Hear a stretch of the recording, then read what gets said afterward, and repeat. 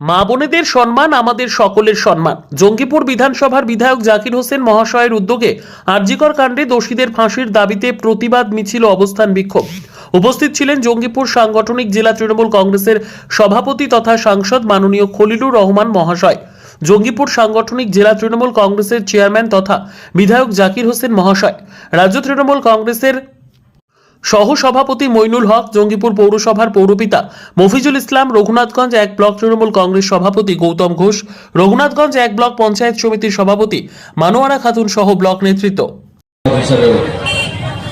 আপনারা সকলে অবগত আছেন, গতকালকে আমরা ঠিক এই সময়ে 7টার সময় আমরা এখানে একটা মিটিং করেছিলাম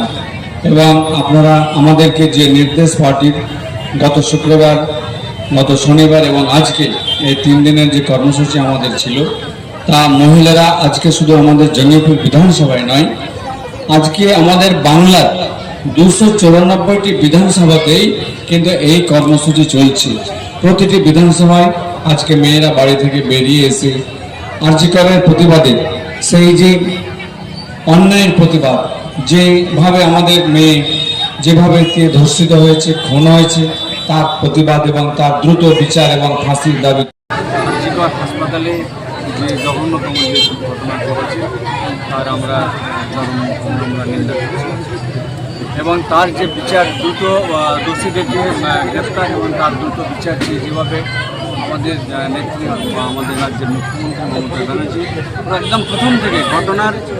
শুরু থেকে প্রথম থেকে জানার পরে তিনি যেভাবে দাবি করে যাচ্ছেন, সেটাকে নিয়ে যেভাবে বিরোধী দল তারা যেভাবে ঘোড়া জলে মাছ ধরার যে কথা আমরা শুনে থাকি, সেই কাজটা করতে যাচ্ছে। আজকে আরজিকর হাসপাতাল মানুষকে ওখানে বেড়াতে যায় না, বিপদে পড়ে হাসপাতালে যায়, সেখানে মূল্যবান ওষুধপত্র, সেখানে ভালো আধুনিক যন্ত্রপাতি ভাঙচুর করা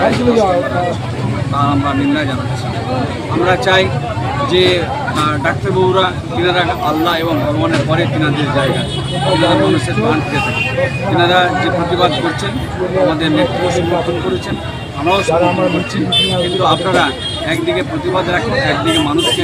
চিকিৎসা পরিষেবাটা কিন্তু আপনারা দিন, তার আবেদন আমরা রাখছি। এবং আজকে জঙ্গিপুর বিধানসভা আমাদের বিধায়কের উৎসাহের উদ্যোগে যেভাবে